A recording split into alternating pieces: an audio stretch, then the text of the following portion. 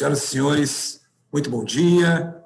Meu nome é Evandro César, eu estou vice-presidente do Instituto Mato Grossense dos Advogados, o IAMAT, e eu gostaria de convidar a todos para que, em posição de respeito cívico, acompanhe a execução do hino nacional brasileiro em Libras.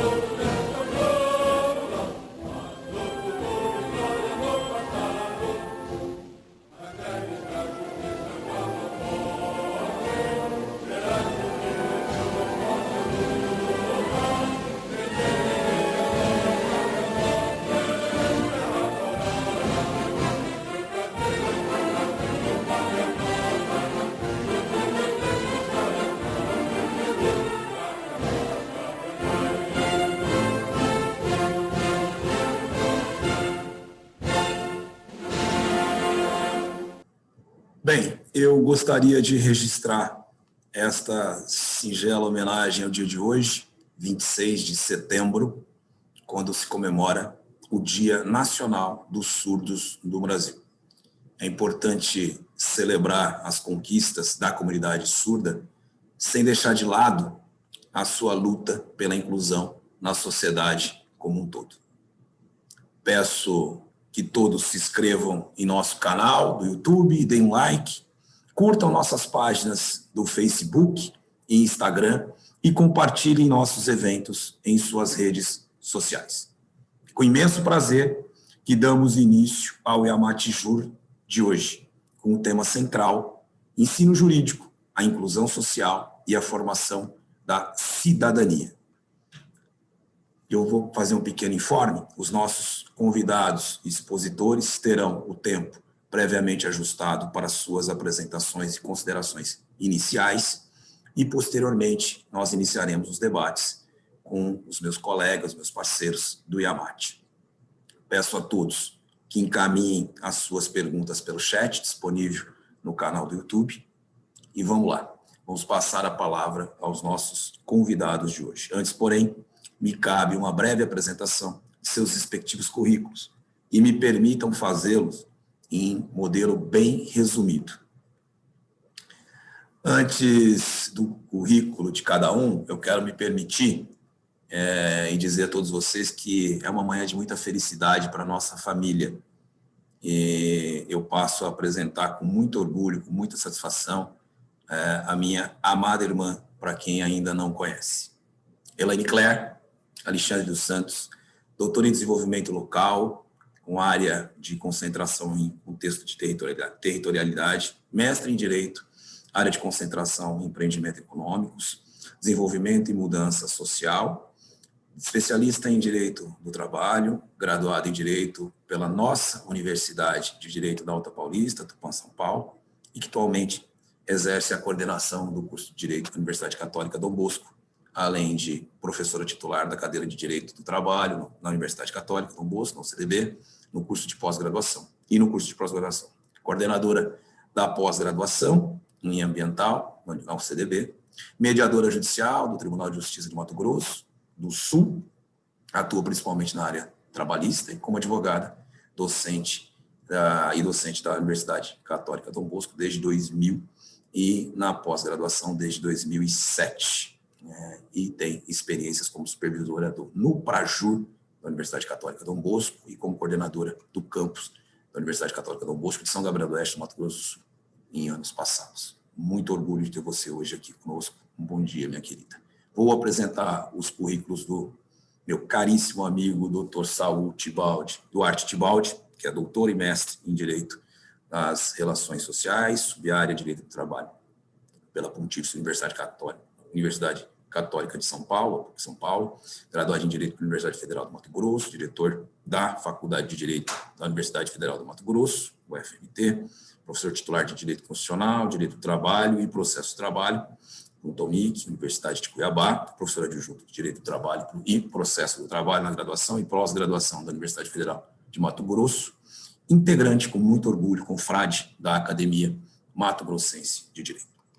Também está conosco Cláudio de Neiva Rocha, mestre pela Universidade Federal do Mato Grosso, UFMT, com projetos de pesquisa na linha de filosofia social, especialista em Direito Civil e Processo Civil pela Universidade de Cuiabá, UNIC, graduação em Direito pelo Centro Universitário de Várzea Grande, coordenador do Núcleo de Práticas Jurídicas do Centro Universitário de Várzea Grande, professor universitário nas seguintes disciplinas: Direito Penal, Processo Penal, Leis Penais Especiais, Direito Ambiental, Direito Civil 2, 5 e 8, Direito Empresarial, Falências e Recuperação Judicial, mediador, conciliador, formado pela Escola do Poder Judiciário do Estado do Mato Grosso, administrador judicial e advogado.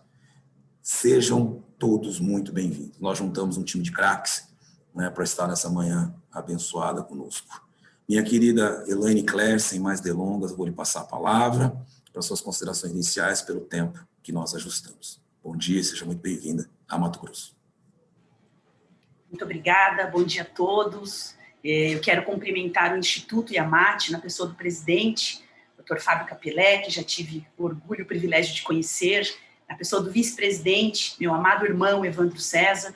Gratidão enorme pelo convite, uma honra participar de um grupo tão seleto que pensa o ensino jurídico do Brasil e do mundo. Nós estamos vivendo tempos difíceis, mas nós acreditamos que dias melhores virão, como sempre vieram. Quero cumprimentar também o colega de trabalho Pedro Paulo, a colega Adriana, que também fazem parte do Instituto. Me honra muito a participação, porque hoje eu me sinto em casa. Como já disse Evandro, meu irmão, amado irmão, eu faço parte da Missão Salesiana e ela está no Mato Grosso. Então, hoje eu entendo estes nossos dois estados vizinhos irmãos e assim eu considero de coração membro da família salesiana de Mato Grosso desde o ano de 2000. Então, batendo já os meus 20 anos de casa. Muito orgulho pela Universidade Católica Dom Bosco, a qual hoje faço parte aqui no curso de Direito. Me sinto, assim, no momento, bastante apreensiva para falar sobre a questão do ensino jurídico, mas muito fiel ao compromisso da formação. Então, eu vou fazer um breve relato do que a gente vive aqui com os princípios principais e fundamentais da UCDB, da Católica, e aí depois eu abro aos debates sobre o atual sistema que estamos vivendo do mundo online. Quando nós falamos de UCDB, hoje, Universidade Católica, e eu faço parte desta união de educadores aqui do estado, do Mato Grosso do Sul, nós trabalhamos com 3 grandes pilares de sustentação. Nós dizemos que sonhamos juntos, que trabalhamos unidos para inspirar o futuro e que, por isso, nós temos algo de muito comum, que é o dar inspiração de futuro, né? O dar à formação acadêmica. E quando nós dizemos sonhamos juntos, nós acreditamos em desenvolver um método, em um planejamento integrado e sistêmico que ele objetiva e impulsiona uma lógica de planejamento e de preventividade, porque todos sabem que a missão salesiana ela é amparada pelo sistema preventivo de Dom Bosco, e Dom Bosco era um educador nato, senão um mediador nato, que influenciava as pessoas pela prevenção. Quando nós dizemos que trabalhamos unidos aqui na instituição, nós dizemos que construímos uma visão sistêmica, e nós estamos sempre focados em resultados. E aí nós envolvemos as partes interessadas, que hoje consideramos os nossos acadêmicos, estudantes, mediante processos de cooperação. Então, nós compartilhamos as boas práticas, nós não entregamos, então nós induzimos a esta postura de compartilhamento. E aí sim, nós dizemos que inspiramos o futuro. Então isso seria uma construção de processos de excelência na formação integral que nós temos como objetivo para estes agentes, que eu chamo agentes de transformação, que são os estudantes capazes de ajudar a inovar e acreditar em um mundo melhor e muito mais digno. Nós existimos, então, nessa formação com excelência, integrando os operadores do direito, porque a nossa área afim hoje é o curso de direito, né? Comprometidos com 2 institutos muito importantes, sociedade e sustentabilidade. Então, hoje assinamos um termo de universidade verde e trabalhamos com a sustentabilidade ambiental, e não só ligada ao meio ambiente natural, que a gente conhece, florestas, rios, enfim, mas também trabalhando ambientes de sala de aula, de composição, de estruturas físicas da própria universidade, pensando sim e acreditando neste compartilhamento daquilo que é bom para sustentar e inspirar um futuro.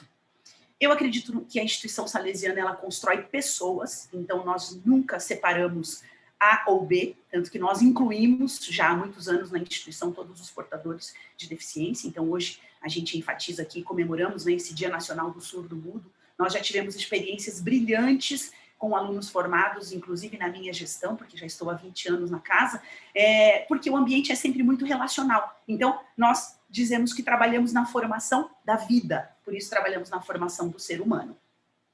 Lidamos com uma educação como uma prática de ensino, pesquisa, extensão e pastoral. E quando usamos o termo pastoral coligado ao nosso antigo tripé, hoje quadripé, de sustentação do ensino jurídico da Católica, nós não falamos da reza, da oração, do ceder a um santo ou a uma religião. Nós simplesmente dizemos do lado de conquista de espírito. Então, você conquista um lado de espírito com muito amor, com muita cordialidade, e isso forma o humano. Então, nós acreditamos nesses valores da formação do profissional jurista, sempre coligados ao ensino, pesquisa, extensão e pastoral. E, para isso, nós conjugamos 10 verbinhos que eu costumo apresentar aos nossos estudantes e carregamos para a vida. Cordialidade, a coerência, a honestidade, a solidariedade, o equilíbrio, a justiça, a lealdade, o otimismo, a flexibilidade e fechamos com o amor para que a gente realmente possa compor essa forma do ensino jurídico.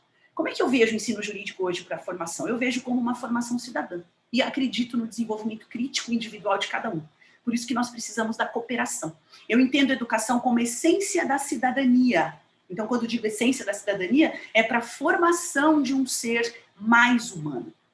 Mas, de repente, a gente tinha isso coligado com ele próximo. O professor ia para a sala, ia para os corredores, ia para a prática jurídica, ia para o núcleo de pesquisa, onde fazemos os TCCs de encerramento, e estávamos próximos. E, de repente, no famoso 13 de março do ano de 2000, nós dormimos universidade presencial e acordamos universidade remota. E eu continuo acreditando que, mesmo estando diante de uma universidade remota, como fizemos a partir do dia 16 de março do ano de 2000, nós ainda temos a educação vista como direito e bem fundamental da formação de vida dessa pessoa. Por isso que nós atribuímos a esta formação a cidadania. e fazemos com que isso se torne a própria essência. Então, nós lutamos para esta formação jurídica.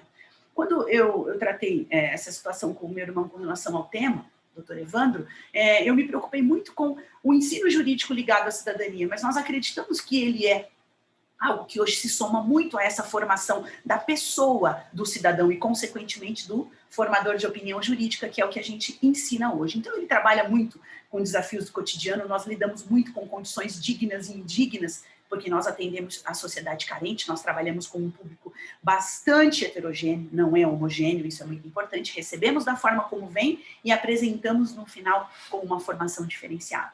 Então, acredito que para grande parte da população, hoje, falar de ensino é algo que traz uma inclusão social. Então, eu continuo acreditando muito na educação como inclusão social. Eu entendo a educação também como um domínio de poder, e aí a gente trabalha a questão dos mecanismos que permitem, em um mundo civilizado, uma atualização de potencialidade, de capacidade, que possa realmente dominar um conhecimento, e aí dar a ele, formador, formando uma habilidade técnica para exercer aquela sua real situação.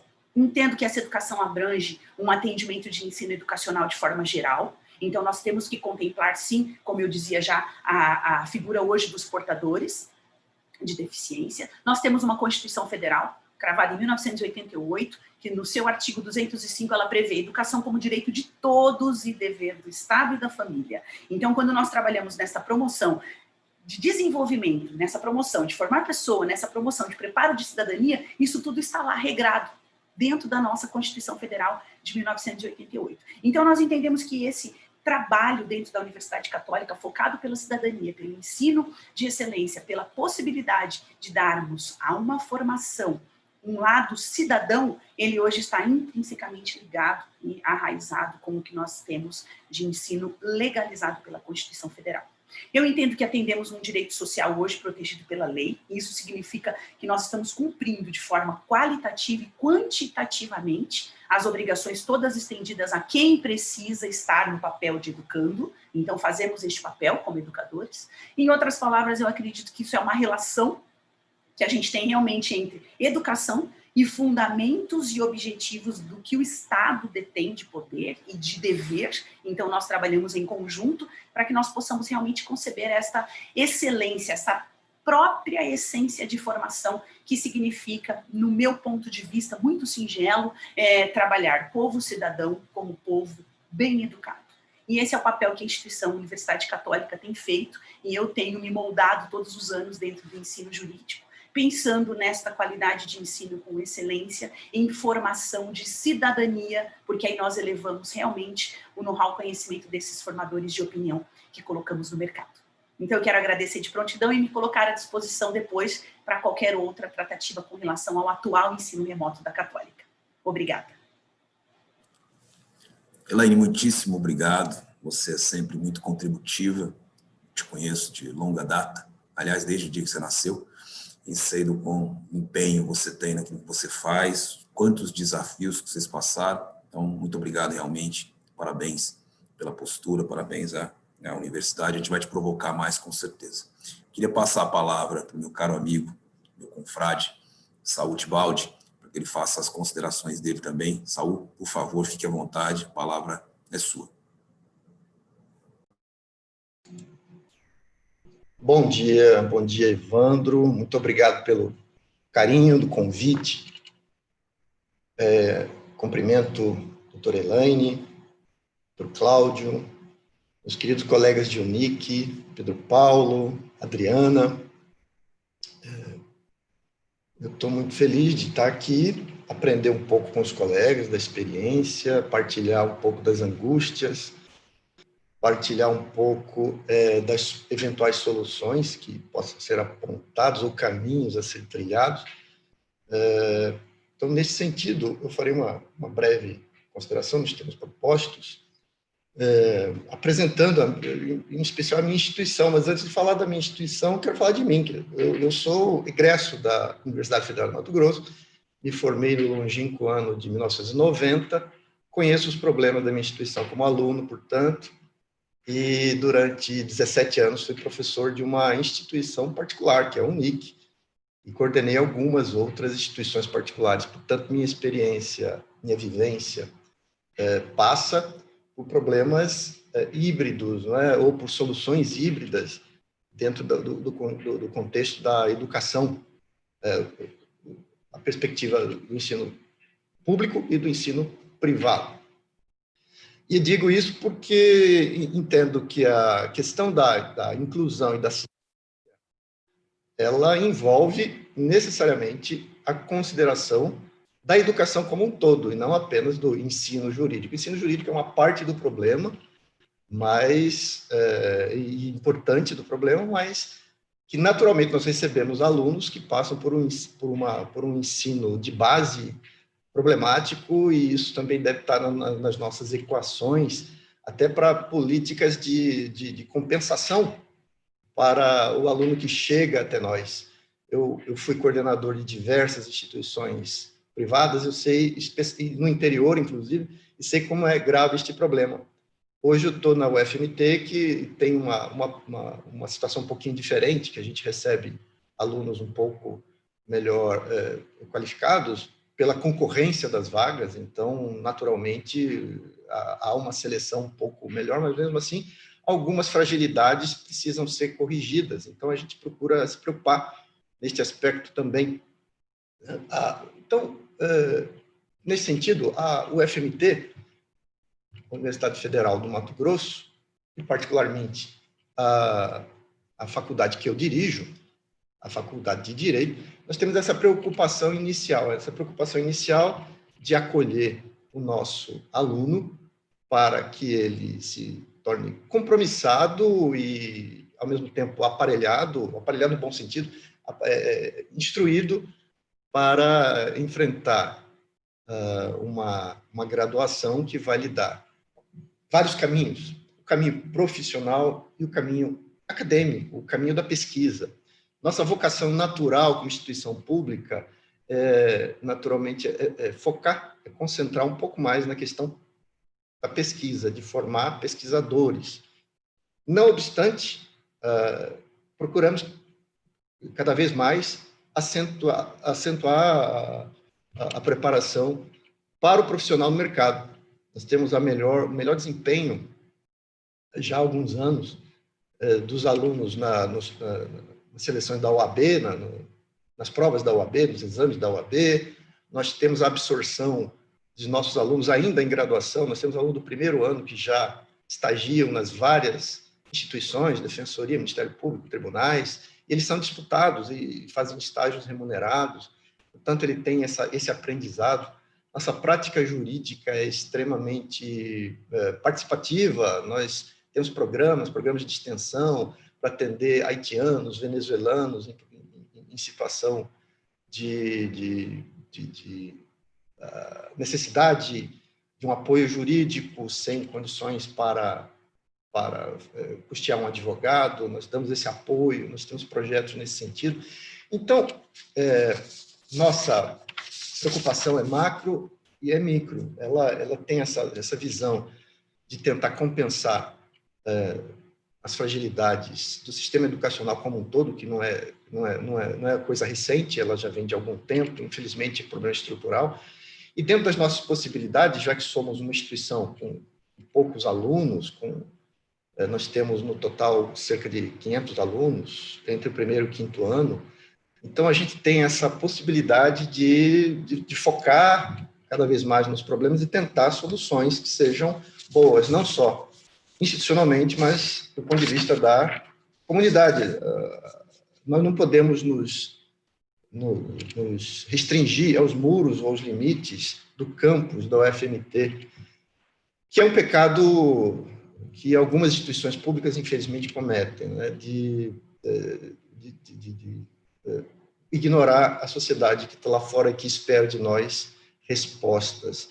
Essas respostas a gente, graças a Deus, tem conseguido conscientizar os nossos colegas e eles também nos inspirando para que a gente cada vez mais dê à sociedade a resposta que ela espera.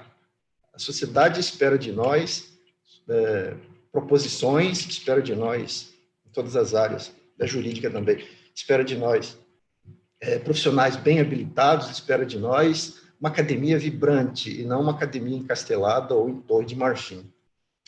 De qualquer maneira, não obstante tudo isso, nós temos aí aquele tripé clássico da educação, que é ensino, pesquisa e extensão. E a minha experiência demonstra que, muitas vezes, algumas instituições se preocupam apenas com o ensino. E o ensino superior, o jurídico ainda mais, eu acho que deve se pautar em não deixar que o tempo que o aluno passa naquela instituição seja um tempo equiparado a um tempo de colégio. O ensino superior, como ensino superior, ele deve gradativamente atingir um outro patamar, uma outra situação de relevância. E, para isso, eu só consigo chegar a esse ponto se eu estimulo de maneira efetiva e em todas as suas possibilidades e estrutura. Também, junto ao ensino, tem que ter pesquisa. Junto ao ensino, tem que ter extensão. O que é pesquisa? Pesquisa é produção de conhecimento. E, para isso, eu preciso ter condições remuneratórias para o professor, para o profissional. Eu tenho que ter tempo para que o profissional possa, além das horas dedicadas à sala de aula, ele também possa dedicar à produção de conhecimento. A extensão já é o contato direto entre a instituição, com suas atividades externas, e as necessidades da comunidade, tanto necessidades externas, elas precisam de nós, com intervenções diretas, com a prática de atividades assistenciais, educacionais, orientadoras.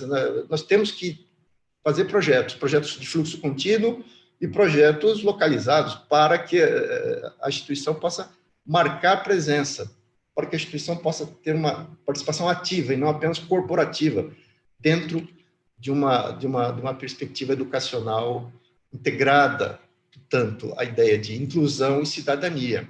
A ideia de sustentabilidade é chave, a ideia de inclusão também é chave. Ela está em um projeto pedagógico, mas, em geral, está em vários projetos pedagógicos. Aqui ele tem que sair do papel do projeto pedagógico e se realizar no mundo concreto. Apenas para ilustrar, nós tivemos aí nos últimos 10 anos na UFMT uma forte alta de produtividade, vou usar esse termo, acadêmica dentro da Faculdade de Direito.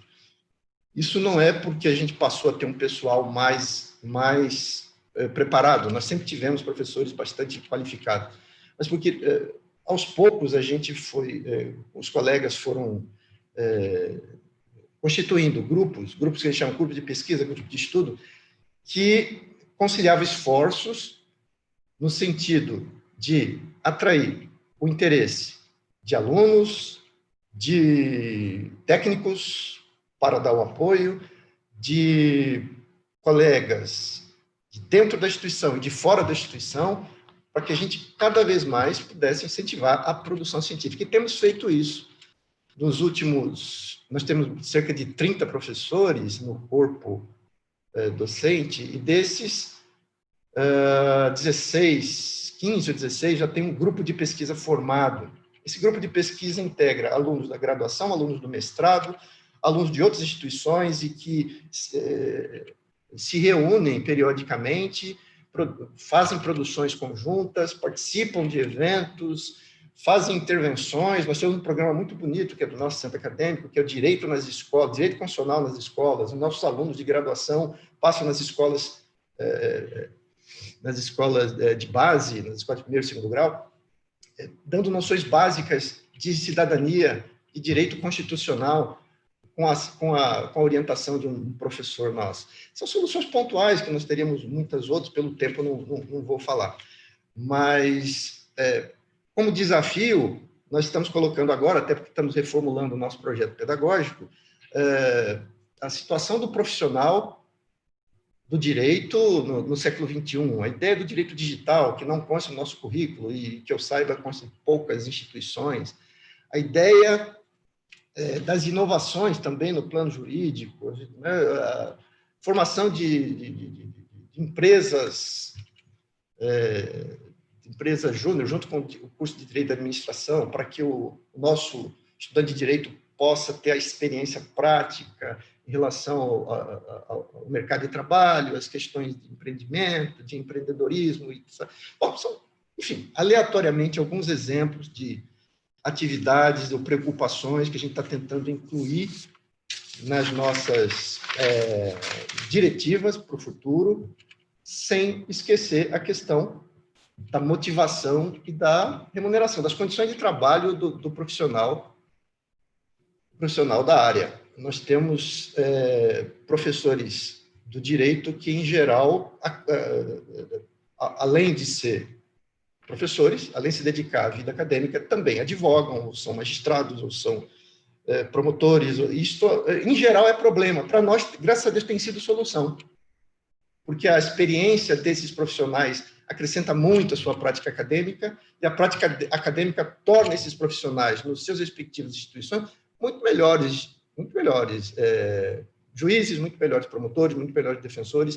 Pelo menos essa tem sido a minha percepção.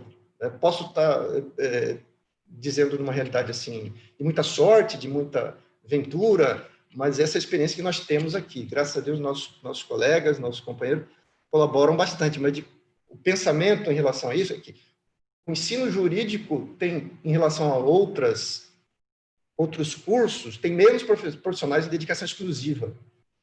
Isso tem jeito de traduzir uma coisa boa. Para nós tem sido bom, né? Porque, em geral, o diagnóstico que se faz é que quanto mais professores de dedicação exclusiva, melhor será o ensino.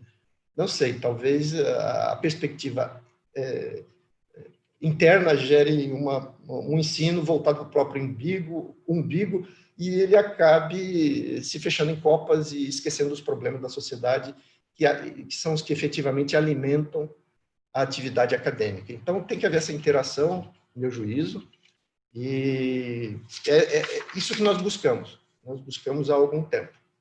Enfim, em linhas gerais, de uma maneira bastante aleatória, é um panorama inicial. A gente pode conversar alguma coisa mais específica daqui a pouco, por provocação. Muito obrigado, Evandro.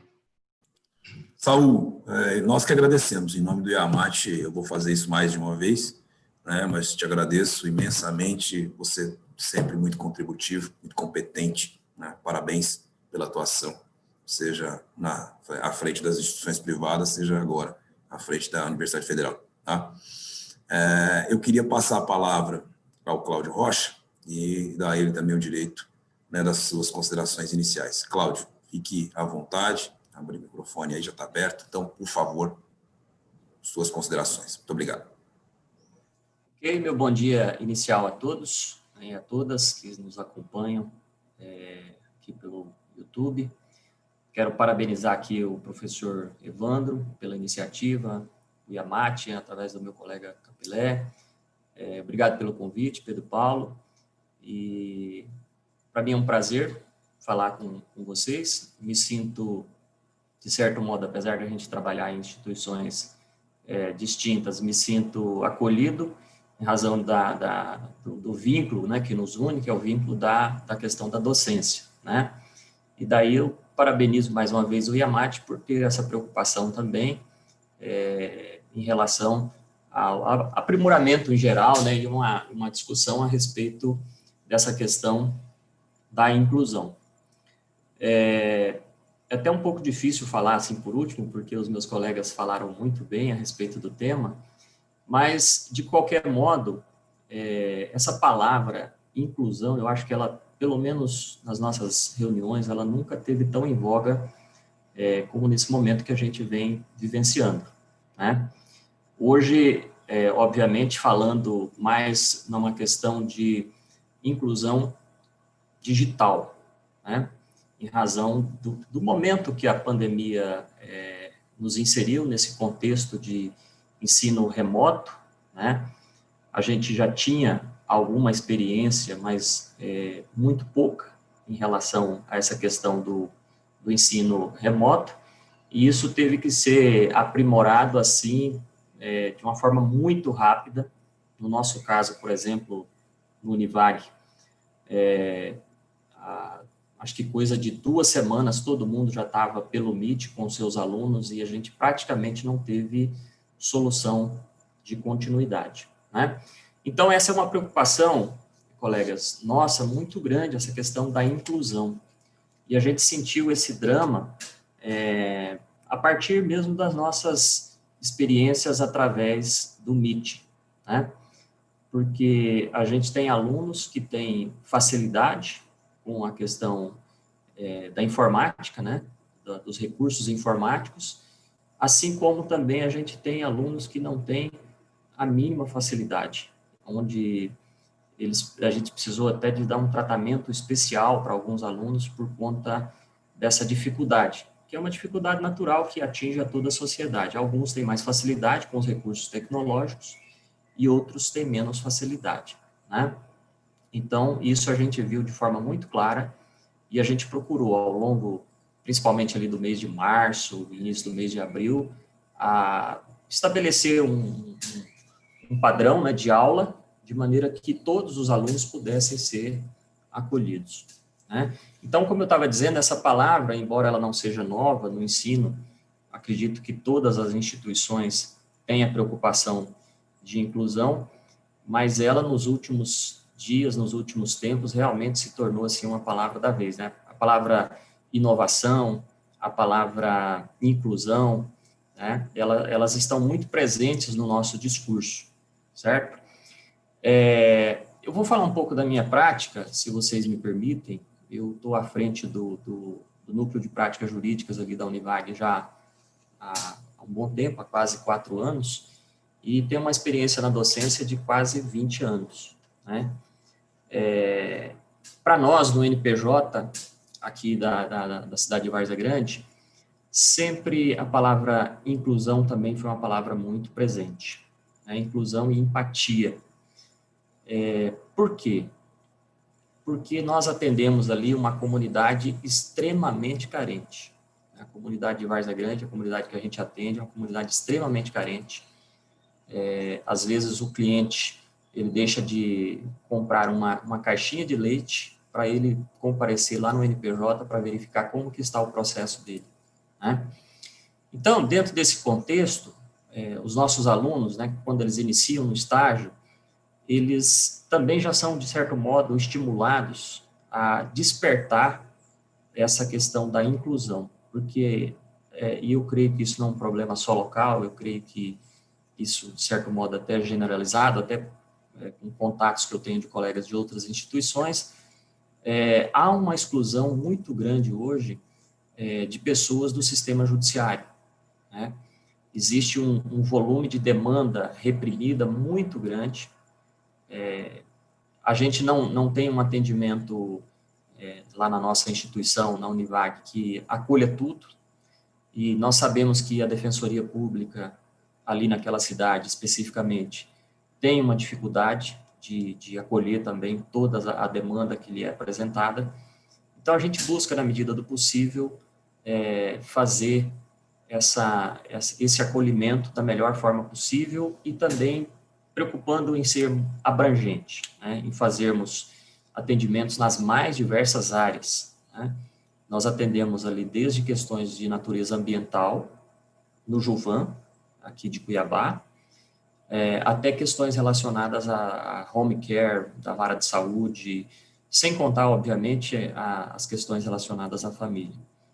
E eu percebo que, à medida que a gente vai estimulando os alunos ali no NPJ, que eles vão tendo contato com realidades sociais que muitas vezes eram muito alheias, né? Em razão de que a gente também tem um público, até por ser uma instituição privada, alguns alunos, né? E uma boa parte desses alunos tem um padrão social um pouco melhor e muitas vezes eles nem conheciam a realidade do entorno da instituição, né? E quando eles são apresentadas as demandas, eles verificam que muitas vezes a pessoa está com o drama da vida dela, né? Aquele processo, aquela discussão judicial ali é o drama da vida, e ele começa a verificar realmente a importância e ter um despertamento em relação a essa questão da inclusão das pessoas, de um modo geral, das pessoas carentes. Tanto que a gente sempre busca associar, né, e isso muitas vezes é uma necessidade e até ideias que surgem dos próprios alunos de fazermos ações sociais no sentido de tentar, de certo modo, minimizar essa carência generalizada que a gente tem ali dos nossos clientes. Por isso a palavra inclusão, eu acho que ela passa a fazer muito mais sentido, né, quando o aluno entra no NPJ. Eu costumo dizer o seguinte, que o NPJ costuma ser um divisor de águas na formação do aluno. A partir do ingresso do aluno no NPJ, que ele começa a conhecer a realidade de outras pessoas, ele toma um pouco mais de sentido essa palavra inclusão, né? E formação de cidadania. Ele verifica realmente quanto o poder público, às vezes, é ausente em questões mais básicas possíveis, imagináveis, e a gente busca reparar, de certo modo, na medida do possível. Obviamente, a gente tem a consciência de que a gente não consegue fazer tudo, mas eu percebo assim que o NPJ realmente é um momento de transformação. O aluno, ele se transforma, o aluno cresce, ele tem um momento de crescimento exponencial ali, não só profissional, mas eu acho que principalmente como pessoa, tá? Então, por isso que, assim, eu tenho um amor, eu costumo falar assim, com amor, é uma coisa que me encanta muito, quando você percebe nos olhos do aluno, assim, aquela transformação porque ele ajudou alguém, simplesmente porque ele ajudou alguém. Então, por isso a gente cobra muita responsabilidade dos nossos alunos, porque para ele é matéria-prima, para ele é uma oportunidade de crescimento profissional, mas para outra pessoa que está do outro lado, é a vida da pessoa que está ali. Às vezes a pessoa não dorme, às vezes a pessoa não tem tranquilidade em razão de uma situação judicial que ela está vivenciando, né? Então, nesse momento, assim, de uma maneira bem genérica, penso que a questão da inclusão nós temos que reforçar, né? E com os olhos agora voltados para a inclusão também dos nossos alunos nessa questão do ensino à distância, né? Do ensino online. Então, por exemplo, o nosso NPJ continua funcionando normalmente, até mesmo porque grande parte, eu diria que aproximadamente 60% dos nossos processos já tramitam em plataformas eletrônicas, seja no Projude, seja no PJE, e os professores têm habilitação, obviamente, os processos continuam tramitando. Mas essa tramitação também é, de certo modo, uma novidade para os alunos, né? Porque antes você pedia para o aluno, olha, vai ao fórum e toma em carga o processo X, né? É um trabalho muito mecânico. Hoje o aluno recebe um PDF do processo, ou ele tem um acesso ali simultâneo juntamente com o professor via Meet para verificar. Então, assim, é um momento de muita transformação que a gente está vivenciando. O Evandro falou lá nos nossos prolegômenos, lá no comecinho da nossa conversa, ele falou um salto de 10 anos, eu acredito que realmente é mais ou menos isso aí, Evandro. A gente teve um salto, assim, muito grande. A gente tem que tomar um cuidado também de administrar esse salto, né, para que exatamente a gente não deixe ninguém para trás, que esse é o princípio, né, não deixar ninguém para trás, a questão da educação inclusiva. Então, basicamente é isso, eu mais uma vez agradeço, estou aberto aqui a discutir, a conversar com os colegas a respeito do tema. É um tema que eu gosto muito. Já procurei, inclusive, até mensurar ali no NPJ, através de uma pesquisa, essa questão do crescimento profissional do aluno, e quando do resultado da pesquisa, a gente ficou realmente impressionado, porque muitas vezes o aluno ele se sente muito bem. Eu acho que também isso até um pouco por conta da nossa cultura cristã, né, aqui no mundo ocidental, o aluno se sente muito bem em ajudar o outro, em ajudar a incluir aquele cidadão que está à margem, muitas vezes não tem condições de externar as suas pretensões do ponto de vista judicial, de ter ali um resultado. Enfim, basicamente é isso aí, estou à disposição. E mais uma vez, Evandro, agradeço muito aí o seu convite, tá, para a gente conversar a respeito desses temas. Tá bom? Obrigado. Cláudio, muitíssimo obrigado a você, à tua instituição, ao MIVAG, a todo o contexto jurídico e acadêmico aqui do estado do Mato Grosso. Acho que é uma manhã muito contributiva, né, e que fica aí registrado pelo IAMAT para todos vocês. A gente vai repercutir isso depois em vídeos, né, após a edição, e todo mundo vai ter a oportunidade de nos acompanhar, aqueles que não conseguiram fazer ao vivo. Bom, gente, eu gostaria de convidar agora meus colegas, né, que cerram fileiras conosco aqui no IAMAT há um bom e longo tempo, desde o início, né, dessa nova visão do IAMAT, né, a Adriana, o Pedro Paulo. Então, Pedro Paulo Peixoto é secretário-geral do IAMAT. Eu gostaria de passar a palavra para vocês. A Adriana Cardoso é a presidente da Comissão de Ensino e Pesquisa do IAMAT. Eu queria passar a palavra para vocês provocarem um pouco os nossos convidados aí, que nós já vimos que eles são bem preparados e podem ser provocados, né? Isso é bom, né, Adriana? Isso, né, Pedro? Por favor, com a palavra, primeiras damas. Então, Adriana, você, por gentileza, né, inicia aí as tuas provocações, tá? Tá aberto para os três, do jeito que você quiser conduzir, por gentileza.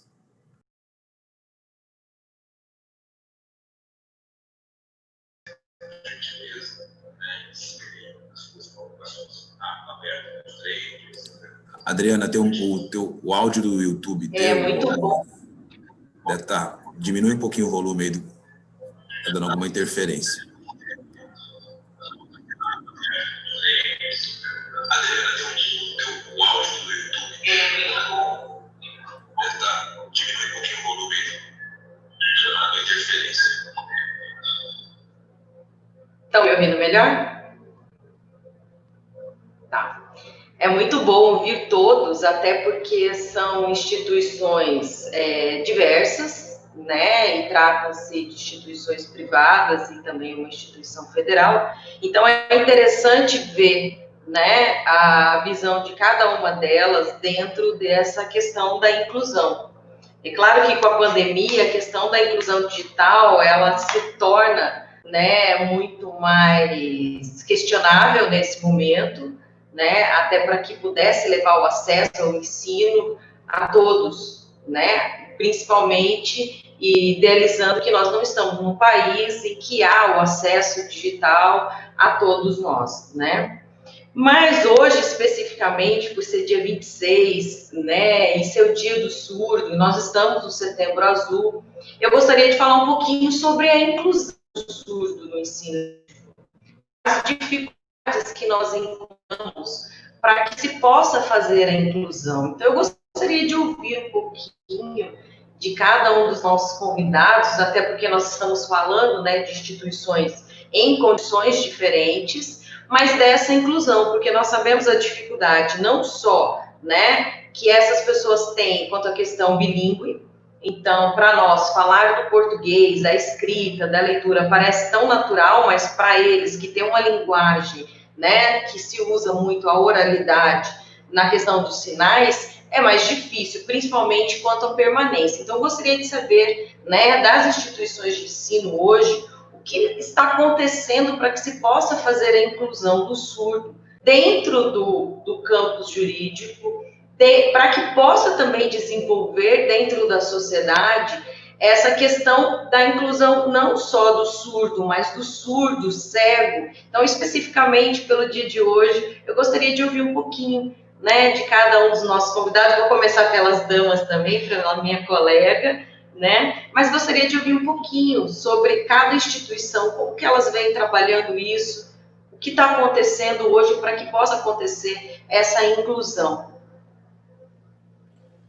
Vamos lá, eu vou explicar um pouquinho do nosso atendimento aqui na UCDB, Adriana. Em 2007, nós inauguramos um núcleo de apoio pedagógico, e este núcleo de apoio formado por pedagogas e professores das áreas dos cursos existentes na Católica, nós recebemos os primeiros alunos surdos e cegos. Então, assim, para a instituição foi uma surpresa enorme, foi uma grande tratativa, foi uma mudança radical. Nós éramos um curso presencial, como ainda somos, esperamos voltar, e, de repente, em sala de aula, eu tinha um intérprete virado de costas para mim, posicionado de frente para um acadêmico, e esse intérprete tinha que fazer as vezes do que eu fazia ali, que era falar e explicar. E outras vezes eu tinha um aluno cego, isso para o surdo, né, o intérprete, e o cego que precisava que quando eu apontasse no quadro dizia, olha, estão vendo aqui? Ele não via. Então, nós tínhamos que mudar o nosso linguajar. Então, assim, para a instituição foi uma adaptação de material didático, foi uma adaptação de pessoa de formação, que somos nós, professores, foi uma adaptação do grupo de colegas. Nós passamos pela logística de adaptação de piso, adaptação de carteiras, ensinar os nossos alunos de forma educada a não ficarem nas escadas, não pararem no trilho por onde passam, né, as pessoas cegas. Então, assim, a mudança foi bastante significativa. E, com isso, nós incluímos muito o estudante, porque quando ele se via em uma sala em que ele tinha um colega portador de uma deficiência, o que ele fazia? Ele ajudava. Então, eles carregavam ao banheiro, eles levavam para o ir e vir da sala, até a porta da sala ele chegava, mas para ele se locomover até a carteira, ele sempre precisava desse colega. Então, o professor começou a sentir essa necessidade de primeiro fazer e depois passar para que os colegas fizessem. E a gente teve uma superação muito bonita aqui em Campo Grande, porque nós tivemos um enaltecer, isso ficou tão à tona, esses estudantes incluídos na época que não tinha a rede social 100% como estamos hoje, nas aulas remotas, passando em concursos públicos. Hoje nós temos eles dentro de todos os órgãos públicos aqui do Estado, e todos são formados pela nossa Universidade Católica. Então, a instituição, ela acolheu esta maneira diferente, né, de lidarmos com o público em geral, porque o público em geral é um público diferenciado, e nós nos adaptamos por um núcleo de apoio pedagógico. Teve que passar por uma adaptação, sim, como nós estamos passando hoje. Até o Cláudio, colega, falava sobre alunos que não conseguem lidar com rede social, com Meet. Nós tivemos professores que conosco dão aula há 50 anos e não sabiam abrir um vídeo no Meet. Nós tivemos que adaptar isso da noite para o dia. Então, assim, essa inclusão, ela nos tem feito crescer. E com o deficiente foi da mesma forma. Então, nós trabalhamos hoje com grande apoio da instituição. Mas, mais ainda, nós conseguimos transformar isso para que o estudante pudesse se elevar, se incluir e fazer parte daquele colega. Agora, por exemplo, nesse momento de pandemia, nós tivemos doações de aparelhos, de notebooks que tinham gerações um pouco mais avançadas em programas, fones, adaptação de telefone com áudio, e os colegas fizeram campanha para que pudessem atender estes alunos que não estariam mais presentes na sala de aula, porque lá nós tínhamos equipamento da instituição e tivemos que incluí-lo agora em casa. Então, é uma inclusão muito importante, não só para quem está, né, com o fato de ser surdo ou mudo, mas sim aquele aluno que integra a sala, por exemplo, desse aluno. Então, o nosso apoio sempre foi muito pensando na inclusão desta pessoa e não na exclusão, jamais. Saul, se você quiser continuar aí a provocação da Adriana, por favor, só para manter a ordem que nós estabelecemos para os debates. Bem. Adriana, então, aqui a gente, na UFMT, nós, como instituição federal, nós temos programas contínuos de apoio e inclusão, isso determinado a partir de diretrizes do MEC, a partir de diretrizes de uma pró-reitoria, pró-reitoria de apoio estudantil e comissões. Eu vejo um grande problema nessa questão que você provoca, nas instituições públicas, pelo menos na minha experiência, é burocracia. Muitas vezes eu tenho a estrutura pronta, mas para conseguir fazer com que ela saia do papel é uma luta. Eu vou dar um exemplo. Vocês sabem, vocês me conhecem, mas a doutora Elaine e o Cláudio não sabem, eu tenho uma deficiência. Portanto, eu uso muletas, eu uso bengalas. E aí, quando eu assumi a direção, nós temos um auditório que fica no segundo andar de um prédio. E para subir ali, eu sou, modéstia à parte, eu sou um pouquinho atlético, tá? Mas eu comecei a fazer um escândalo. Falei, olha aqui, para me acessar a um auditório na instituição que eu dirijo, como é que o elevador nosso não está funcionando? Porque existe um elevador, o elevador é um elevador moderno, ele não funcionava, não era um problema mecânico, problema contratual, problema de manutenção, de seguro. E isso já se estendia por 3 anos. Eu falei, mas não é possível que não se resolva um problema desse. Então, a gente correu atrás e tal. Falei, nós resolvemos. Não é um problema muito simples. E aí, logo em seguida, tivemos um aluno cadeirante, que esse sim não consegue subir, a não ser carregado. É um problema sério. Então, a parte e a estrutura que existe, tem que haver também um mecanismo de simplificação, de conscientização, e que tem ocorrido. Nós temos tido apoio das pró-reitorias, das reitorias. Nós, alunos surdos, num nível que prejudique a frequência, nós não tivemos ainda. Mas deficientes visuais ou cegos, esses a gente já teve alguns. E a gente coloca câmeras em sala para o caso de ele... Aliás, isso é outra coisa.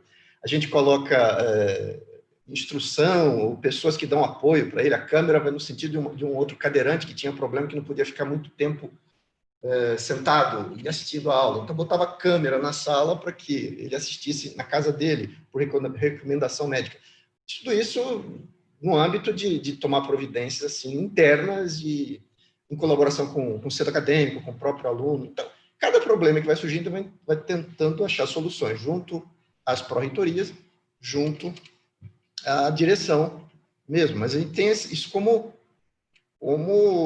objetivo principal, sim, já que estamos falando em inclusão e cidadania, em oportunidades, num curso como o de Direito, que abre um leque de oportunidades no mundo profissional, seria um crime a gente não atentar para isso, ainda mais, como eu disse, com a minha experiência profissional, que eu sei que o que me abriu as portas, por exemplo, foi o ensino.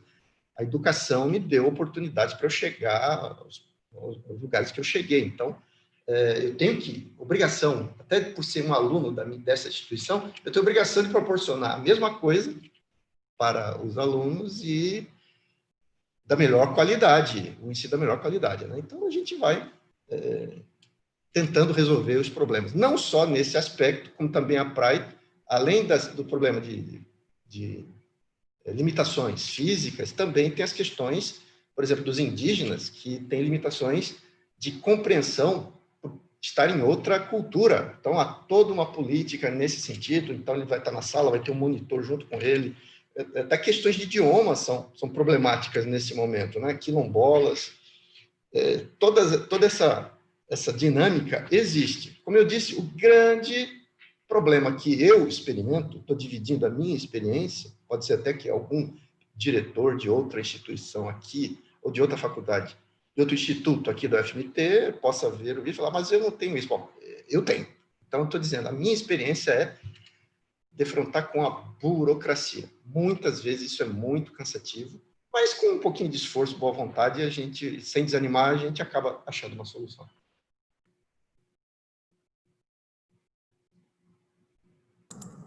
Cláudio, você quer complementar, Cláudio? Obrigado, Saúl. Eu não sei, eu gostaria até de dividir uma experiência também. Assim como a professora Elaine falou, a minha instituição, ela também fez todo um programa de acessibilidade, né? Foi feita toda uma engenharia de acessibilidade nas mais diversas áreas, desde acessibilidade física, né, das pessoas, com rampa, com demarcação de espaço no estacionamento, com apoio, pessoas de apoio, né, para fazer aquilo que for necessário, com um cadeirante, por exemplo. E também nós tivemos um treinamento específico a respeito de acessibilidade, tá? Um treinamento que foi feito também por um núcleo de apoio pedagógico. E, no meu caso, eu tive uma experiência que para mim foi marcante em relação a essa questão da acessibilidade. Em certa feita, eu estava no núcleo e a nossa secretária veio me dizer o seguinte, olha, nós estamos aqui com uma senhora, uma senhorita que é surdo-muda e ela está tentando explicar o que aconteceu para mim lá na recepção e eu não compreendi. É deficiente. O marido também não fala. A gente vai fazer diante de uma situação dessa, né? E, na verdade, aí eu pedi para que essas pessoas entrassem na minha sala para que eu pudesse, não sei, talvez tentar com a escrita, alguma coisa assim. Todos não escreviam. Então, ela gesticulava e eu tinha também uma dificuldade de compreender aquilo que ela estava dizendo. Ela está ali fora. Eu falei, não, então chama o primo. O primo balbuciava algumas palavras, mas assim, de uma forma bem dificultosa também. E através dessa pessoa, desse primo, que também é deficiente e tal, ali é uma questão congênita, né, genética, toda a família praticamente, eu consegui entender que era uma coisa muito simples, que o padrasto dela havia pego um cartão, um auxílio que ela recebe pelo INSS, e ela queria ver o que podia fazer, porque ela não estava conseguindo receber de volta nem o cartão e ela não tinha como sacar. Então, assim, é uma coisa tão simples que já aproximadamente já tinha uns 20 dias que essa pessoa estava com uma dificuldade, ela já tinha comparecido numa delegacia, tá? E pelo que eu entendi, naquele momento, o atendimento também não foi acolhedor em nenhum momento, porque não teve nenhum tipo de providência. E, enfim, a partir desse instante, nós sentimos a necessidade, inclusive, de ter ali um tradutor, né? Então, hoje, a gente tem um apoio de uma pessoa que, se eu tiver qualquer nível de dificuldade de compreensão a respeito da questão de Libras, né, para lidar com esse contingente de pessoas aí, basta eu acionar essa pessoa em coisa de 5 minutos, ela está lá no NPJ para nos dar o apoio. A instituição ela foi muito sensível em relação a isso. E um dado curioso, que muitas vezes eu, por exemplo, quando eu fiquei sabendo, eu me assustei, que aqui na região metropolitana, Cuiabá e Várzea Grande, nós temos aproximadamente 5.000 pessoas com dificuldade de interação causadas em relação da surdez, né? Então, é muito importante que as instituições tenham essa percepção.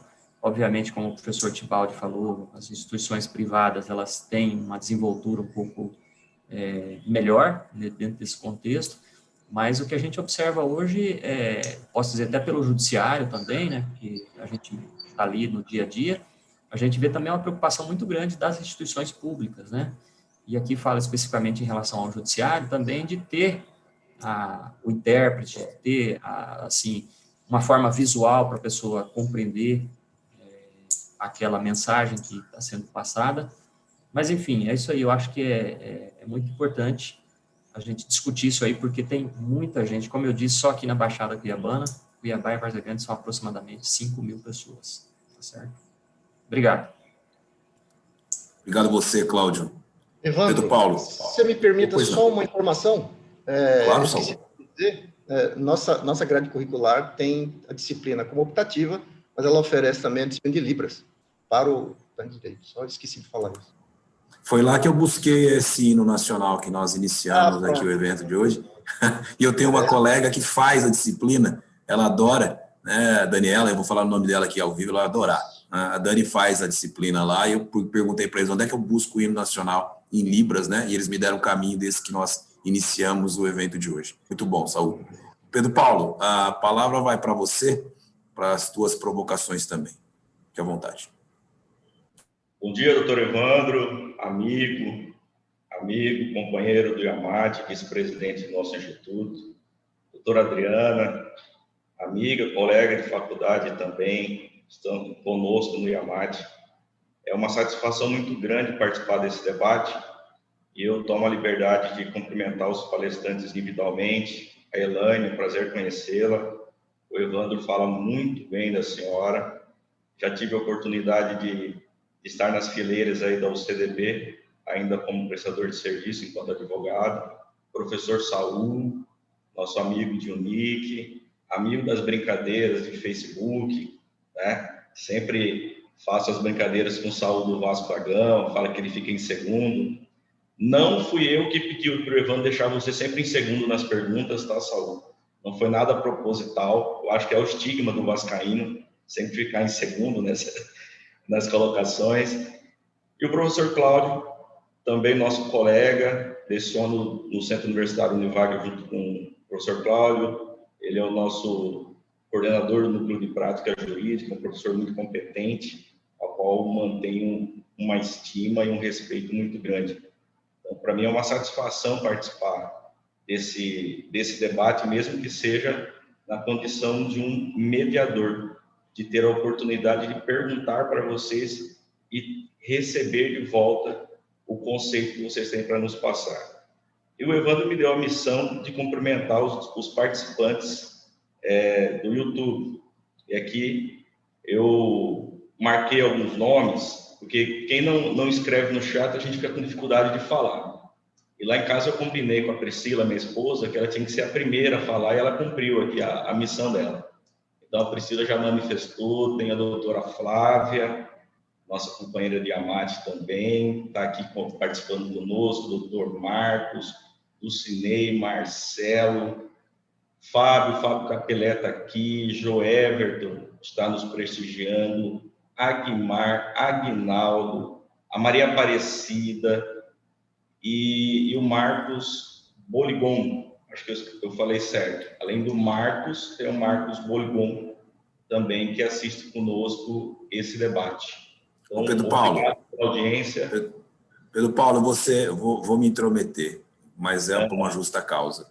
A Maria Aparecida que você citou aí, como você falou da Priscila, você vai me permitir falar da Maria Aparecida. Maria Aparecida que você citou aí, por acaso, é a mãe desse que vos fala e dessa, né, que hoje expõe uma parte, né, do evento aqui, é a expositora convidada. Então, você imagina, ela está ali toda orgulhosa, né, celebrando e mandando para todos os parentes dela que os filhos dela estão agora numa live, né? Então, já escreveu aí em alto e bom tom. Então, para a Maria Aparecida, um beijo no seu coração, mãe, nós te amamos muito. Então, vai lá, Pedro Paulo, desculpa a intromissão. Cumprimento a senhora pelos filhos, em especial para a doutora Elaine, né? O Evandro vou ter que cumprimentar por educação, porque é meu amigo, e amigo a gente não fica elogiando assim, senão o cara se acha. Mas, na verdade, parabéns, né? Duas excelentes pessoas, duas pessoas fantásticas, além de ser muito competentes no que faz, são pessoas dignas e que nos honram mesmo com a amizade. Tenho mais proximidade com o Evandro aqui, é um amigo certo, um amigo fiel, e com certeza a senhora e o seu esposo, que hoje habita o Oriente Eterno, fizeram a missão de vocês, né? Parabéns mesmo, e, enfim, vamos tocar aqui, senão o Evandro me chama a atenção por conta do tempo.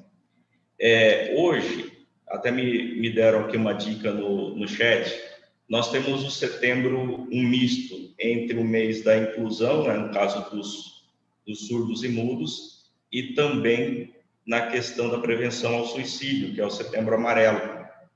E aí, para poder trabalhar aqui uma pergunta, eu li uma reportagem, um artigo, me desculpe, do professor Sandro Luiz Pazanella, que é doutor em Ciências Humanas pela Universidade Federal de Santa Catarina, e ele fala do papel do intelectual dentro da sociedade. E como vocês trabalham com o intelecto, que vocês desenvolvem o intelecto desses cientistas que estão dentro da universidade, eu queria fazer uma pergunta voltada a esse ponto. Qual que é a contribuição da construção desses intelectos para com a sociedade? Porque o professor Sandro, ele diz que o intelectual ele é um pensador engajado nos assuntos da polis. E ele não necessariamente é só um graduado que tem curso superior. Ele tem uma obrigação social. Como bem disse a Elaine, ele é um construtor social. Ele não é simplesmente alguém que tem um desenvolvimento intelectual e usa isso para fazer o exercício da sua profissão. Ele tem uma obrigação social no uso do seu intelecto. E ele ainda continua dizendo que esse intelectual ele cria condições de possibilidade para aqueles cidadãos que têm menos contato com esse intelecto, de compreender a sociedade, o momento que a gente vive. Esse intelectual ele facilita a compreensão desses fenômenos. Hoje a gente vive um fenômeno que é essa pandemia, o início dessa era digital, como é que a gente vai lidar com isso, e por aí vai. Então, ele é um entusiasta do estudo dentro da academia, em prol da sociedade. E eu também, Evandro, sou um dos que, além de estar dentro da academia como professor, estou na advocacia desenvolvendo o nosso trabalho. E nós aqui estamos muito preocupados com essa interface, essa recepção desses profissionais que saem da academia, da faculdade, e são recepcionados aqui na sociedade para poder ser operadores do direito. Então, eu queria aproveitar, já que o professor Cláudio é o nosso gestor do Núcleo de Prática Jurídica, qual que é o entendimento do senhor, doutor Cláudio, no sentido de que essa mudança que nós estamos tendo de paradigma do que era físico para o digital, e como é que esses profissionais que estão saindo hoje das cadeiras das universidades vão ser recepcionados no mercado nesse mundo novo, e como é que os escritórios de advocacia devem recepcionar e atuar enquanto profissionais nessa nova era.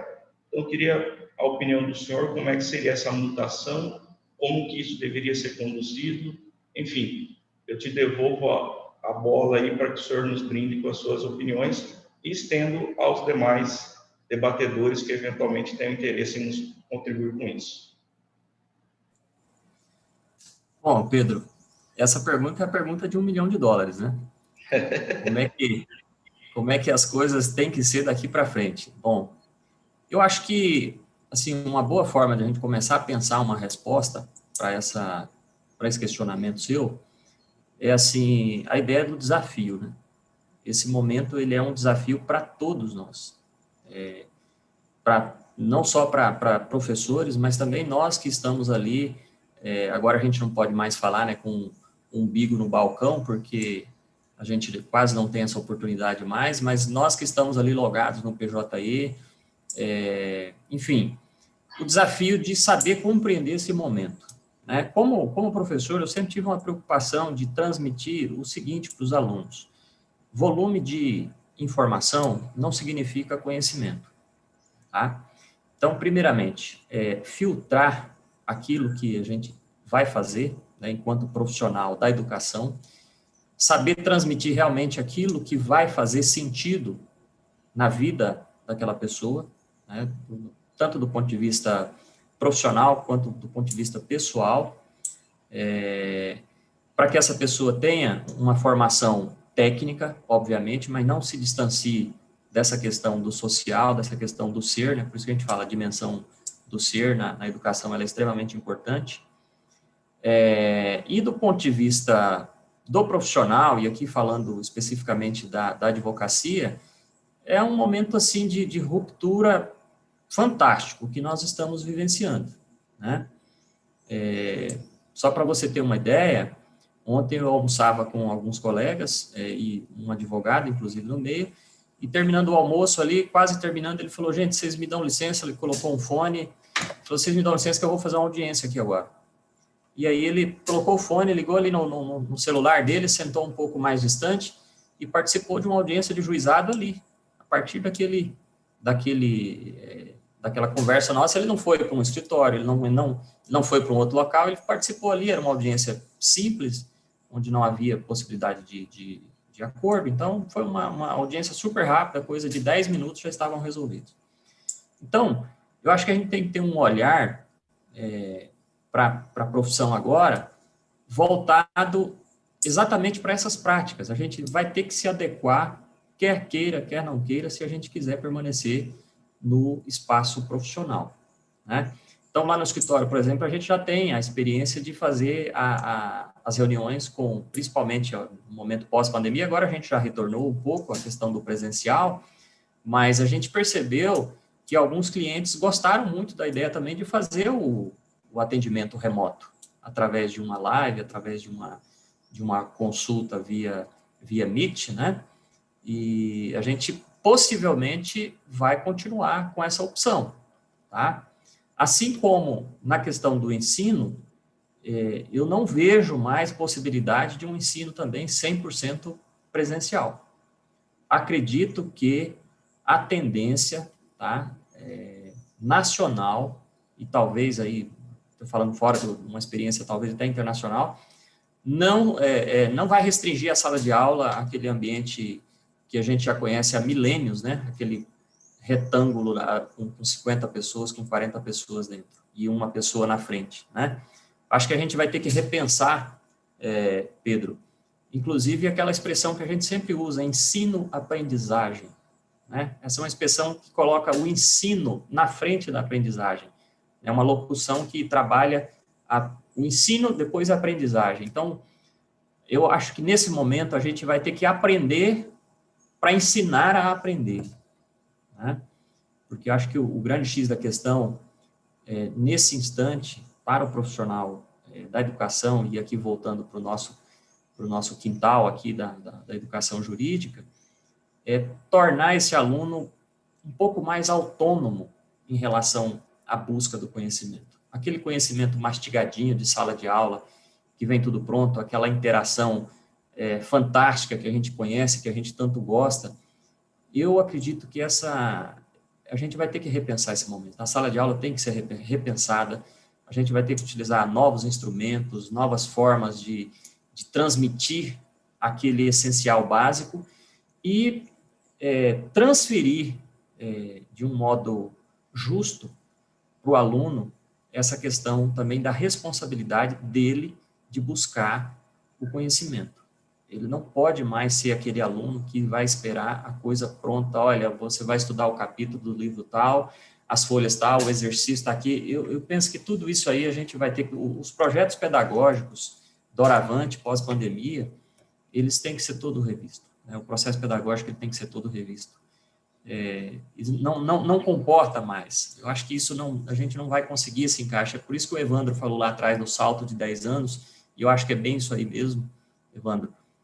A gente vai ter que correr atrás de uma forma de transformar esse aluno no protagonista. E aí, para isso, a gente vai ter que diversos métodos, né? Eu tenho procurado estudar um pouco isso, mas me parece que um dos caminhos, assim, que vão nos auxiliar bastante é a questão das metodologias ativas, né? Implementar cada vez mais as metodologias ativas, colocando este aluno no centro do processo, né, que eu já estou falando, entre aspas, né, ensino-aprendizagem, talvez a gente vai ter que repensar também essa forma, essa locução. Tá, mas eu acho que é por aí. Bom, se alguém quiser complementar, fique à vontade. Não falei de modo a esgotar o assunto de jeito nenhum, tá? Ou seja, Pedro, eu não respondi a sua pergunta, tá? Quero deixar claro. Ô, Cláudio, me permita, antes de passar a palavra para o Saul, para a gente manter em segundo, né, Pedro Paulo, porque com respeito ao que nós estabelecemos aqui na ordem da fala, né? Ordem da fala. Eu perguntei para um economista amigo esses dias atrás aqui no Mato Grosso, né, acerca da palavra de ordem, né, e brinquei com ele. Nós estamos falando de inovação? Ele falou, não, Ivan, nós estamos falando de transformação. Saul, com você. Quero deixar registrado o meu protesto pelo bullying futebolístico.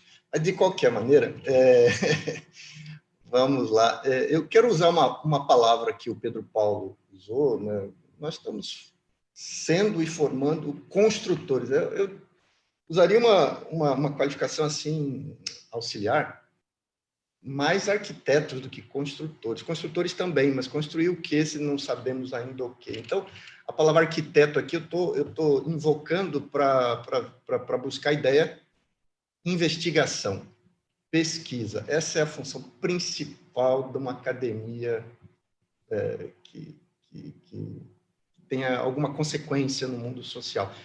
A academia, ela não deve ser pensada, pelo menos a minha concepção, como uma instituição estanque corporativa feita para garantir privilégios e coisa e tal. Enfim, deve ser uma instituição dinâmica que busque soluções para a sociedade, e só tenho isso se eu buscar essas soluções. Ninguém sabe, como bem disse o professor Cláudio, qual será o caminho. E, ora, nós temos os instrumentos metodológicos para achar isso, então temos que trabalhar todos os dias para investigar. Eu, por exemplo, acho que o ensino à distância está sendo experimentado empiricamente, massivamente, e a minha experiência pessoal não é boa, mas parcialmente alguma coisa vai ficar. Eu acho que não vai substituir totalmente a aula expositiva, mas parcialmente, provavelmente, sim. Já tínhamos esse caminho traçado já há algum tempo, mas estava numa velocidade bastante menor do que agora. Agora acelerou tudo por necessidade. E o que vai restar disso? O que vai aflorar disso? Se alguém falar que sabe, como disse o professor Cláudio, isso é $1 milhão, ninguém sabe. Mas a gente sabe como achar essa resposta. Existem métodos, existem caminhos epistemológicos que a gente deve buscar, e não simplesmente apressadamente adotar determinado procedimento, determinada questão, porque a gente não sabe ainda qual é o resultado disso tudo. O fato é que nós teremos alterações. Como disse o Evandro, transformações e rápidas. E nós, a doutora Elaine é da área trabalhista também, pelo que eu vi do currículo, né? Eu também sou, a gente sabe o que aconteceu no mundo ali com a Revolução Industrial. Eu digo para os meus alunos, olha, a Revolução Industrial, eu acho que é fichinha perto do que está acontecendo agora. Porque a velocidade foi assim, humana, foi de uma adaptabilidade humana muito melhor, assim, apesar de ser rápido, mas ela foi em décadas. Então, que chegou no Brasil aqui só quase 100 anos depois, só no século XX, questão da Revolução Industrial. Agora está chegando no mundo todo, ao mesmo tempo e agora. Então, uma outra dimensão. Então, além de falar de pensamento crítico e investigativo, além de falar de pensamento transformador e de busca de inovações, devemos também pensar numa perspectiva internacional. Então, cada instituição deve se preocupar, e o Brasil é muito atrasado nisso, instituições públicas e privadas, de inserir na questão da internacionalização da produção acadêmica. E a gente tem essa preocupação aqui no nosso fórum de discussões, na produção do projeto pedagógico. Nós temos avançado bastante, mas ainda temos que avançar muito mais. E nós que somos uma instituição aqui, do Estado economicamente pujante, mais do ponto de vista de relevância política, a gente ainda está ali no nível intermediário, o Estado do Mato Grosso, mas as instituições como um todo no Brasil devem se preocupar, estão se preocupando, pelo menos nos grandes centros, com a questão também da internacionalização, né? Inovação, transformação, pensamento crítico, investigativo da pesquisa e internacionalização, porque todo mundo está experimentando a mesma dificuldade que nós. Fique à vontade, Elaine, por favor.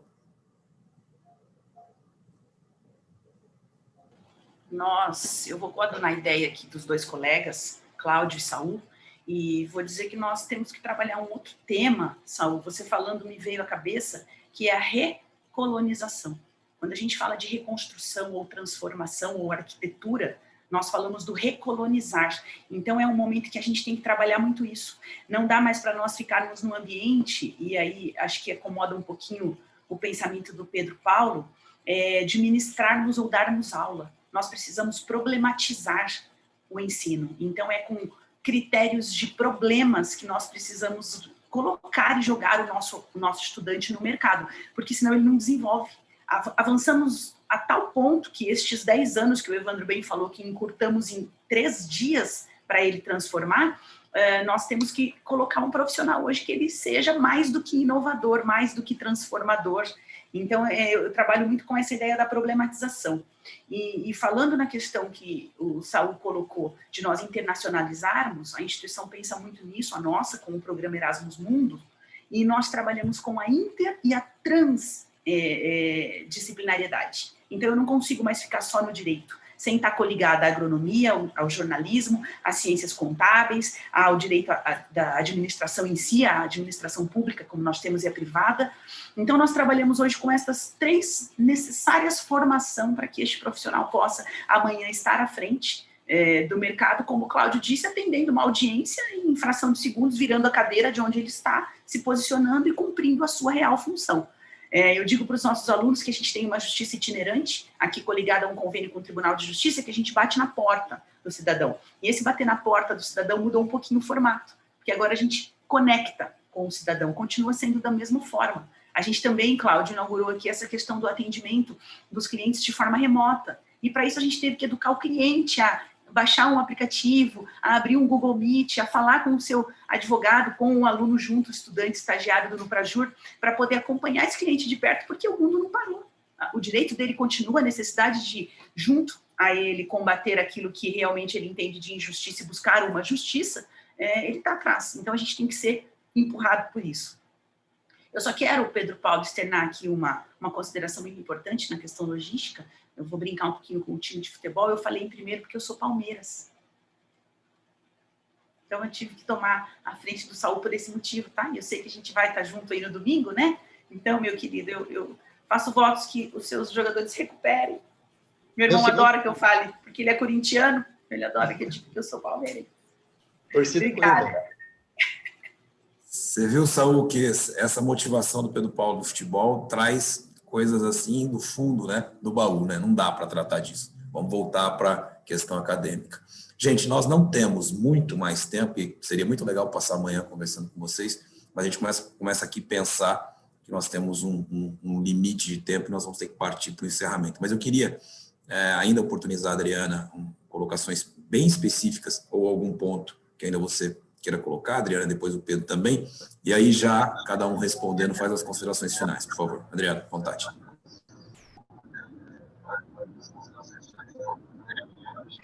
Bom, primeiro eu quero agradecer, né, porque foi enriquecedor.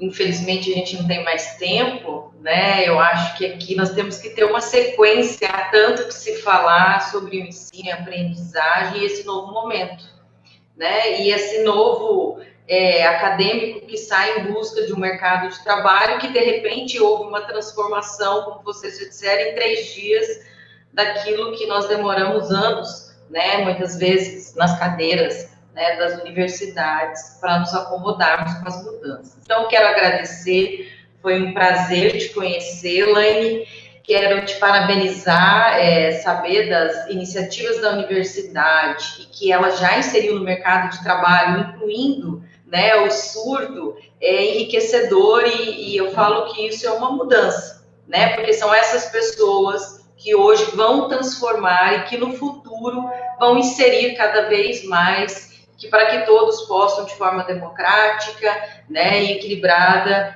chegar à educação, que a gente sabe que é transformador. Saul, meu querido amigo, obrigada, é sempre muito bom ouvir. Você é um exemplo de inclusão, de transformação, e eu falo de persistência, né? Quem te conhece sabe o quanto você é persistente e você sabe o que você faz, né? Você muda, você transforma por onde você passa. E Cláudio, conhecendo, né, os núcleos de prática jurídica, porque sei das dificuldades, inclusive, quero te parabenizar, sei que você também é um grande transformador, e os núcleos de prática jurídica das universidades hoje, elas mudam a sociedade, elas levaram, né, a possibilidade que todos pudessem realmente ter acesso à justiça, já que as defensorias não conseguem atender a necessidade social. Então, muito obrigada, Evandro, obrigada ao IAMAT, mais uma vez, pela iniciativa. Isso enriquece o meio acadêmico, né, e nos traz uma perspectiva de melhora, né, eu tenho certeza que a educação está aqui para transformar. Infelizmente, não temos mais tempo. Eu tinha muitas perguntas ainda, mas, infelizmente, não temos mais tempo. Obrigada. Pedro Paulo, por favor, contigo agora para as suas considerações e depois a gente passa para cada um deles, os nossos convidados. Evandro, para mim não resta nada mais a não ser agradecê-los pela oportunidade de debate. Agradeço a Elaine, lá de Campo Grande, nos oportunizando a fala. O professor Saul, apesar das brincadeiras, né, Saul, é uma pessoa fantástica.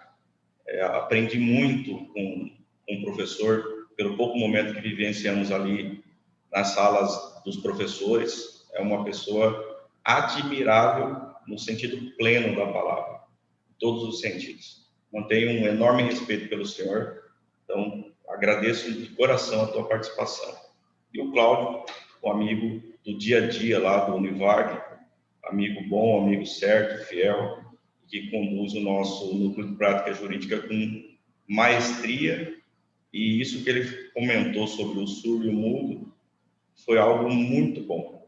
O Cláudio é muito sensível ao que o outro ser humano quer. Ele tem um poder de empatia muito grande. E não é só essa peripécia que ele aprontou lá, não. Ele já fez outras coisas mais significativas, ele foi humilde em não citar. Então, hoje nós fomos brindados com pessoas fantásticas e que compartilharam conhecimentos intelectuais e pessoais. Então, muito obrigado mesmo. E também não posso deixar, mais uma vez, de enaltecer a presença da Adriana, a nossa amiga e companheira do IAMAT. Evandro, obrigado, te devolvo a palavra. Vamos lá, então, para a gente caminhando para o final aqui, Elaine, por favor, suas considerações. Eu quero agradecer o momento, foi muito produtivo. Quero dizer que nós estamos aqui muito vizinhos, próximos, então, de portas abertas à Católica, para a gente poder trocar qualquer tipo de informação, necessidade, enfim. Cláudio e Saul, foi uma grande honra participar e conhecer um pouquinho do trabalho de vocês. Agradeço o convite mais uma vez, meu querido e amado irmão. Pedro Paulo, prazer enorme conhecê-lo por aqui. Adriana, querida, também, muito obrigada. Que a gente possa realmente mais vezes nos encontrarmos para podermos trocar as experiências que são muito valiosas. Gratidão. Saul, você é o segundo. Tecnicamente, eu sou o quinto. Né? Adriana, Pedro Paulo, Evandro, Elaine, agora. Mas, não obstante, nós estamos em quinto na tabela, eu acho, do Campeonato Brasileiro, acho que corresponde, perto do G4. Não tem outra coisa a dizer, a não ser gratidão. Gratidão e reconhecimento pelo trabalho da Iamate, pelo esforço de Evandro, aqui auxiliado, e muito bem auxiliado, auxílio luxuoso de Pedro Paulo, Adriana, são pessoas super competentes, que eu já conheço de longa data. A minha satisfação também em conhecer a Elaine, o Cláudio, quer dizer que a UFMT, comigo e com todos os nossos colegas, estamos de braços abertos para atividades em conjunto, a qualquer momento, vamos conversando, e é para isso que a gente existe. Eu tenho até um lema, que redes sociais, os alunos falam, a gente só cumpre o papel da instituição de ensino, e no caso pública ainda mais, quando a gente é relevante, quando a gente pratica alguma coisa que realmente tem um potencial transformador. Então, a cada evento, a cada conquista, a cada vitória que conseguimos, eu vou lá e publico no final, coloco hashtag FD cumpre seu papel. Você fala FD cumpre seu papel, todo mundo já sabe. O professor sabe. É uma palavra de ordem assim, que a gente criou. Nós temos que cumprir o nosso papel. Como ideia final, eu vejo também que o ensino jurídico, muita gente vê, faculdade de Direito, tal. Ali é só para formar pessoal para ser professor, é só para formar pessoal para ser mestre, não, esse negócio para advogar, bom, é outro que é mais fácil. Não, eu acho que tanto a instituição pública tem que se preocupar com o lado profissional, talvez até mudando currículos, quem sabe alterando a lógica, tornando optativo para que cada um queira se profissionalizar numa área a partir da metade do curso, mas isso é uma discussão muito mais ampla. E aí, os 2 primeiros anos serem mais teóricos, eu acho que isso é uma coisa interessante, é um ano só, bastante teórica, e depois profissionalizante, mas isso é uma discussão muito mais ampla. Mas também as instituições privadas precisam se preocupar com a parte teórica, com a parte investigativa, com a parte da pesquisa, que, pelo menos naquilo que eu experimentei por mais de uma década em instituições privadas, isso nem sempre é prioridade. E acaba sendo um problema para a inclusão deste aluno, por exemplo, no programa de mestrado que ele queira ingressar, que ele não tem um preparo de iniciação científica, porque a instituição que ele estudou não lhe deu aquilo. Coisa que a gente aqui cultiva desde o primeiro ano. Desde o primeiro ano, o aluno começa a fazer iniciação científica. Então, ele chega ao 5º ano, pelo menos um projeto de pesquisa ele sabe fazer melhor do que muita gente que está no mercado como juiz, como advogado, e que tem a prática profissional, e é um excelente profissional, mas que não tem os rudimentos da investigação. Eu acho que é a função também da instituição privada trabalhar disso, e existem muitas que fazem isso. Estou dizendo como uma regra geral, que deve ser uma inspiração do Instituto, da OAB e tal, sempre cobrar isso das instituições. Incentivem pesquisa, porque senão é um colegião, não é ensino superior. Ensino superior sem extensão, sem pesquisa, é colégio. Em alguns casos, infelizmente, vários, é um caça-níqueis, né? É um supermercado de ensino, e não uma instituição de ensino superior. Muito obrigado, prazer em conhecer o Dr. Cláudio, Dr. Elaine, e meus amigos aqui, estamos aqui sempre à disposição. Obrigado, Saul. Por favor, Cláudio, suas considerações.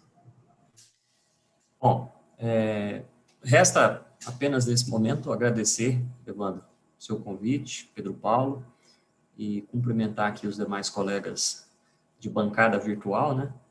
E Saul não conhecia, já ouvi falar, mas não conhecia. Parabéns aí pelas suas colocações, pelas suas conclusões. Você realmente tem razão em absolutamente tudo que você disse. Tá? Parabéns também para a professora Elaine. Eu já estive na UCDB há um tempo atrás, conheci a estrutura, tá? Mas eu fui apenas fazer uma visita, porque eu estava em Campo Grande, mas gostei muito do espaço físico, achei muito bem organizado ali. Professora Adriana também, agradeço a participação. E, enfim, coloco-me à disposição, Evandro, Pedro Paulo, para qualquer outra situação, basta nos contactar, nós estamos juntos aí para tentar entender e compreender um pouco melhor esse momento que a gente está vivenciando, tá bom? Um abraço a todos e muito obrigado. Bem, eu gostaria de agradecer imensamente aos três, né, os três convidados que estiveram conosco. Estes propósitos nascem em conjunto, né, com os tantos atores aqui do IAMAT. Então, é evidente que o agradecimento é extensivo à Adriana e ao Pedro Paulo, que são parceiros, né, na produção desses eventos. Acho que é muito interessante. Eu ouvi uma vez, Saul, de um amigo de São Paulo, que ainda nos eventos presenciais, a gente estava preocupado com a quantidade de pessoas que estariam presentes. Ele me disse assim: Evandro, a gente faz os eventos para a gente, né, e a gente convida as pessoas, não obriga as pessoas, né? Então, todos que vierem vão ser muito bem-vindos. Então, partindo desse pressuposto, nós estamos, né, com a nossa missão cumprida, né? Deixamos aí o legado de cada um de vocês, né? Deixamos aí a mensagem de cada um de vocês, né? O propósito de cada uma das instituições que vocês representam. Procuramos buscar e colocar aqui, dentre tantas outras que a gente tem respeito, 3 instituições respeitosas, né? Acho que as falas são complementares, e a do Saul é muito provocativa, e eu assim, admiro o Saul, porque o meu filho está no momento de iniciar a universidade, de trilhar os caminhos universitários, e ele me disse: qual é o melhor local para eu estudar, né? Filho, o melhor local é você, a tua busca, né? Evidente que uma boa instituição vai te trazer um auxílio, né, em vários pontos, mas vai depender muito de você. Eu tenho uns colegas que se formaram na melhor universidade, em tese, do Brasil, e efetivamente não são os melhores profissionais nas suas áreas, né? E nós temos nós todos, diversos colegas que se formaram em universidades, sejam particulares, sejam públicas, e são brilhantes profissionais. Então, depende muito do aluno, mas é isso aí, Saul, é isso aí, Elaine, é isso aí, Cláudio. Vocês têm um papel fundamental, né, nessa provocação, né, na manutenção, né, da questão técnica, da questão objetiva, educacional, né, e uma série de outras coisas. A gente recebe aqui jovens advogados do escritório totalmente perdidos, né, e muita gente vai se perder ainda mais por esses caminhos, né, porque a digitalização, o novo normal, né, ele existe ou não existe, mas é uma realidade. Nós temos uma transformação em andamento. Então, tem muita gente que vai ter que se adaptar a essas questões todas. Muitíssimo obrigado, para não me estender mais, a vocês três. Eu acho que foi muito produtivo amanhã, um sábado abençoado pela manhã, e eu espero que o final de semana de cada um de vocês continue repleto de bênçãos, né, para que a gente siga aí os bons caminhos que a gente traçou nas nossas vidas. Eu queria agradecer, portanto, novamente a honrosa presença dos mestres, dos professores, mestres e doutores, Elaine Claire, Saul Tibaldi, Cláudio Rocha, e suas respectivas instituições de ensino, né, Univag, o FMT, né, e o CDB, aos meus parceiros do IAMAT, mediadores dessa live, Pedro Paulo e Adriana Cardoso, como disse, que me ajudaram a idealizar esse evento. Grato a todos vocês, participantes, aos membros do IAMAT e à online certificadora, que é a nossa parceira mantenedora, né, do IAMAT. Muito obrigado a todos. Até a próxima live. A condução vai ser do Pedro Paulo, dia 30 de setembro, juntamente com o Tribunal de Contas do Estado. Então, o tema é a atuação do Ministério Público de Contas, do Tribunal de Contas Estadual, em tempos de pandemia no âmbito dos municípios. Não somos só nós que temos desafios, todo mundo tem, né? Então, eu vou pedir para que nós todos aqui encerremos nossas câmeras e os vídeos e os áudios, né? O Gilberto vai fazer agora o encerramento oficial da live e a gente aguarda mais um pouquinho aqui. Muito obrigado a todos, um bom dia e um final de semana abençoado.